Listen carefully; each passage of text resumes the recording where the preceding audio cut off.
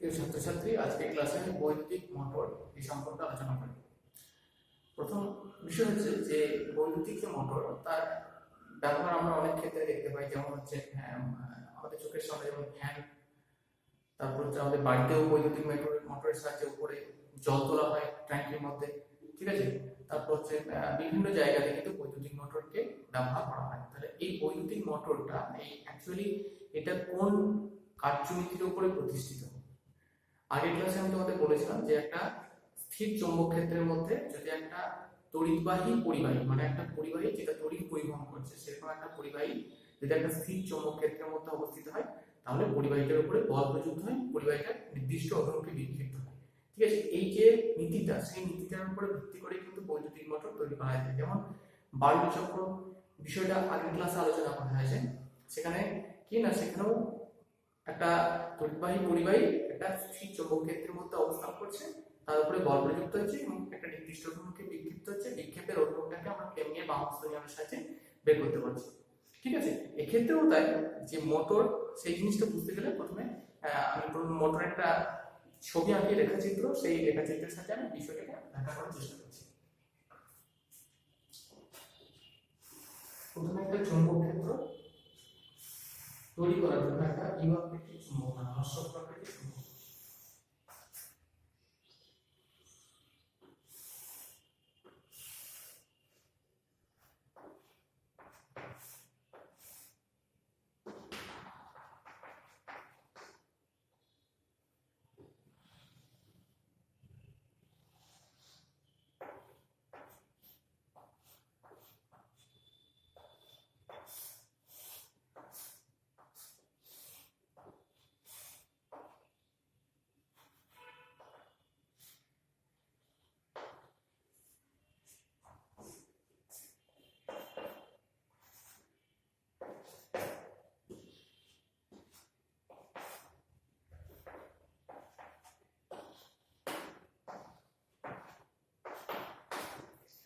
এটা হচ্ছে একটা মোটরের চিত্র, রেখাচিত্র। এখানে চারটে মেইন জিনিস আছে। একটা হচ্ছে ক্ষেত্র চুম্বক,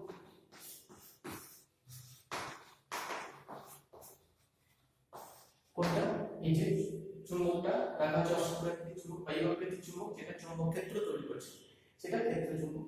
দুই নম্বর আর্মেচার। আর্মেচার কোনটা, এ বি সি ডি। ঠিক আছে, আর্মেচার জিনিসটা কি? আর্মেচার হচ্ছে যে একটা কাঁচা লোহার চৌড়ি উপরে অন্তরিত তামার জড়ানো থাকে। যেমন সাপোজ এই বইটার একটা নরম লোহার তৈরি, এর উপরে কি করা হয়, অন্তরিত তামার তারকে জড়ানো হয়। ঠিক আছে, সেটাকে বলা হচ্ছে আর্মেচার। আচ্ছা, এরপর হচ্ছে সিগমা সিগমা। এটা কি একটু পিতলের তৈরি অর্ধবলয়, এদেরকে বলা হচ্ছে কমিউটেটর।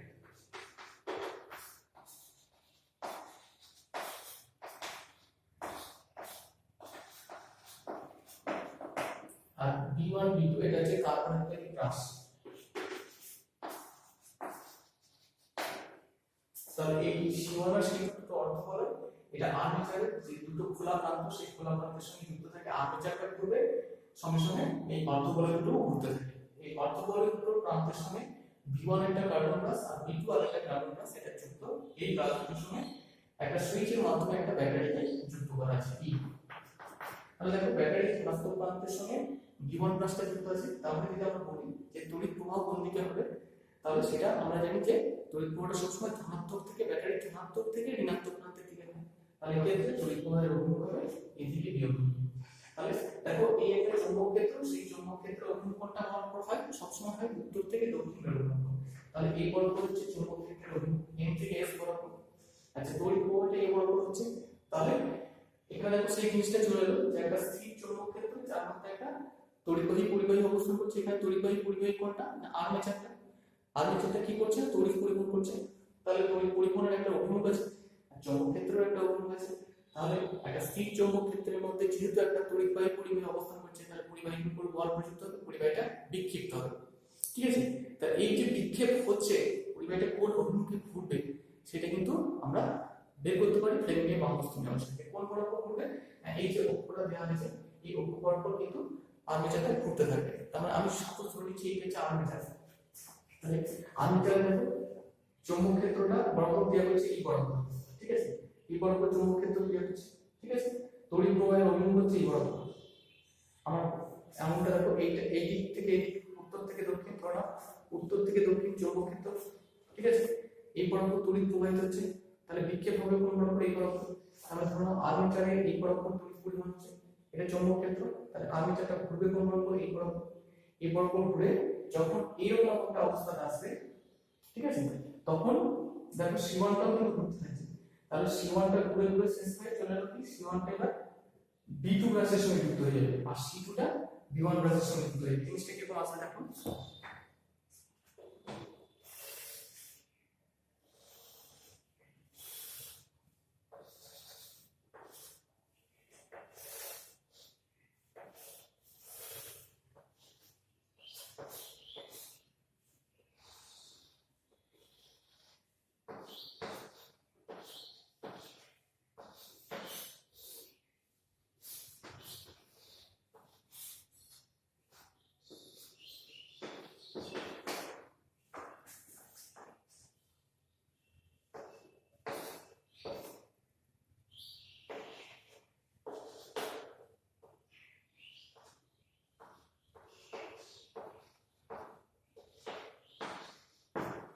এরকম একটা জায়গাতে চলবে, যখন এটা ঘুরতে ঘুরতে এই এবি প্রান্তটা এরকম অবস্থা আছে, ধরো এই হচ্ছে এ, এটা হচ্ছে বি, এটা হচ্ছে সি, এটা হচ্ছে ডি, তাহলে এই বিটার উপরে যেহেতু এই অভিমুখে বল হচ্ছে ঘুরছে, ঘুরে যখন এই বিটা ঠিক এরকম জায়গায় চলে যাবে, মানে এই জায়গায় ফর্ম হবে, এই যে এই বিটা এরকম একটা পজিশনে চলে যাবে, তখন কি হলো না সি2টা লাস্ট সময় যুক্ত ছিল বি2 এর সঙ্গে যুক্ত ছিল, সি2টা কিন্তু বি1 এর সঙ্গে যুক্ত হয়ে গেল, বি1 ব্রাশের সঙ্গে, একইভাবে সি1টা এটা বি2 ব্রাশের সঙ্গে যুক্ত হয়ে গেল, ঠিক আছে।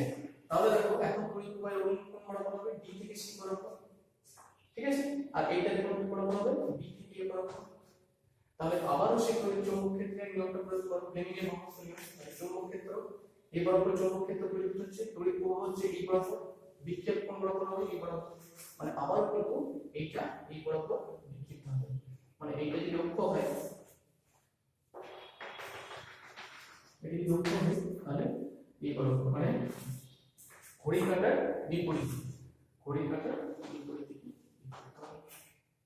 তাহলে এটা হচ্ছে বৈদ্যুতিক মোটর, সেটা কিভাবে কাজ করে, তাহলে প্রথমে বলে নিই যে বৈদ্যুতিক মোটরের চারটি প্রধান অংশ, ক্ষেত্র চুম্বক, আর্মেচার, কমিউটেটর, ব্রাশ, ঠিক আছে। এটা একটা চিত্র রাখা আছে এখানে, এটা হচ্ছে একটা ইউকৃতি চুম্বক, এটা যুক্ত বেরো, এটা দক্ষিণ বেরো, তাহলে চুম্বক ক্ষেত্রের অভিমুখটা হচ্ছে উত্তর থেকে দক্ষিণ বরাবর, এর ইসিজি হচ্ছে একটা আর্মেচার, আর্মেচারটা কিছু নয়, আর্মেচারটা হচ্ছে একটা নরম বা কাঁচা লোহার তৈরি চোঙের উপরে অন্তরিত তামার তার দিয়ে জ্বলানো হয়, ঠিক আছে। তাহলে তারের দুটো খোলা প্রান্ত থাকে, সেই খোলা প্রান্ত দুটো একটা সি1 পিতলের তৈরি অর্ধ বলয়ের সঙ্গে যুক্ত, আর একটা সি2 সেটাও পিতলের তৈরি অর্ধ বলয়ের সঙ্গে যুক্ত, এই অর্ধ বলয় দুটো বি1 আর বি2 দুটো কার্বন ব্রাশের সঙ্গে যুক্ত, যেহেতু কার্বন আমরা জানি তড়িৎ পরিবাহী, তাই এইটা আবার একটা ব্যাটারির সঙ্গে যুক্ত সুইচের মাধ্যমে, এটাও ব্যাটারি নেগেটিভ প্রান্তের সঙ্গে বা ঋণাত্মক প্রান্তের সঙ্গে যুক্ত, সুইচ অন করলে কি হবে না এর মধ্যে দিয়ে তড়িৎ প্রবাহিত হবে, যেহেতু ব্যাটারি ধনাত্মক থেকে ঋণাত্মক প্রান্তে থেকে তড়িৎ প্রবাহিত হয়, তাহলে তড়িৎটা এ থেকে বি অভিমুখে তড়িৎ প্রবাহিত হবে, আর বিটাতে সি থেকে ডি অভিমুখে তড়িৎ প্রবাহিত হবে। দেখো এখানে সেই জিনিসটাই আসছে যে একটা স্থির চৌম্বক ক্ষেত্রের মধ্যে একটা তড়িৎবাহী পরিবাহী অবস্থান করছে, তাহলে পরিবাহীটির উপরে বল প্রযুক্ত হবে, পরিবাহীটা বিক্ষিপ্ত হবে, ঠিক আছে। অর্থাৎ কোন অভিমুখে বিক্ষিপ্ত হবে সেটা আমরা ফ্লেমিংয়ের মহাকর্ষ নিয়মের সাহায্যে বের করতে পারি, তাহলে আমরা এক্ষেত্রে ফ্লেমিংয়ের মহাকর্ষ নিয়ম যদি আমরা প্রয়োগ করি, তাহলে কি হচ্ছে না এই বরাবর চৌম্বক ক্ষেত্র, ছবি অনুযায়ী এই বরাবর চৌম্বক ক্ষেত্র, এই বরাবর তড়িৎ পরিবাহিত হচ্ছে, তাহলে বিক্ষেপ হবে কোন বরাবর এই বরাবর, অর্থাৎ এই বরাবর মানে হচ্ছে ঘড়ির কাঁটার বিপরীত দিকে, ঠিক আছে, ঘড়ির কাঁটার বিপরীত দিকে এই অক্ষ বরাবর কিন্তু ঘুরতে থাকবে, ঠিক আছে। ঘুরে কি হলো না এই জিনিসটা প্রথমে ছিল এই বরাবর, এটা ঘুরে চলে গেল এই বরাবর, এখন তুমি এই ছবিটা কম্পেয়ার করো, এই ছবিটা কম্পেয়ার করলে প্রথমে সি1 টা বি1 এর সঙ্গে যুক্ত ছিল, কিন্তু সি2 টা এখন বি1 এর সঙ্গে যুক্ত হয়ে গেল, আমি কি বলছি না এইটা এই যে আর্মেচার যখন ঘুরবে আর্মেচারের সঙ্গে সঙ্গে কিন্তু সি1 বলটা সি2 বলটাও কিন্তু ঘুরতে থাকবে, তাহলে সি2 বলটা এখন বি1 এর সঙ্গে যুক্ত হয়ে গেল, সি1 টা বি2 এর সঙ্গে যুক্ত হয়ে গেল, তাহলে তড়িৎটা কিন্তু এখন বি থেকে সি অভিমুখে প্রবাহিত হচ্ছে, আর এটা বি থেকে এ অভিমুখে প্রবাহিত হচ্ছে। এই ক্ষেত্রে যদি আমরা ফ্লেমিংয়ের মহাকর্ষ নিয়ম প্রয়োগ করি তাহলে কি হচ্ছে, দেখো এই বরাবর চৌম্বক ক্ষেত্র, তড়িৎ প্রবাহের অনুরূপ ঘূর্ণনের অনুরূপ এই বক্রতা ঘড়ির কাঁটার বিপরীত, অর্থাৎ চাকার যেটা ঘুরছিল সেটা কিন্তু একই অভিমুখে ঘুরতে থাকছে। তাহলে এইভাবে কি হচ্ছে, আর্মেচারটা এইভাবে ঘুরতে থাকবে, ঠিক আছে। অর্থাৎ এখানে একটা যান্ত্রিক কার্য বা যান্ত্রিক শক্তিতে রূপান্তরিত হচ্ছে। কোন শক্তিটা? না তড়িৎ শক্তিটা। তাহলে বৈদ্যুতিক মোটরে তড়িৎ শক্তিটা যান্ত্রিক শক্তিতে রূপান্তরিত হয়। অ্যাকচুয়ালি দেখো আমাদের বাড়িতে যে ধরো কুয়ো থেকে বা ইনারা থেকে বা একটু ডিপ টিউবওয়েল থেকে যে জলটা মোটরের মারফত তোলা হয়, সেটা একটু ভেবে দেখো যে যখনই সুইচ অন করা হয় ওখানে কিন্তু আর্মেচারটা ঘুরতে থাকে, ঠিক আছে। এরপর দেখবে তোমরা নিচেরা লক্ষ্য রাখবে যে এই মোটরে সাপোজ এই ধরি তাহলে এখান থেকে কিন্তু পাইপ চলে গেছে একদম কুয়ো পর্যন্ত, ঠিক আছে। তাহলে এই প্রথম কাজটা কি হচ্ছে, প্রথম কাজ হচ্ছে যে এইটা যখনই ঘুরছে তখনই হাওয়াটাকে টেনে, পাইপ হচ্ছে হাওয়াটাকে সেটাকে টেনে বের করে দিচ্ছে।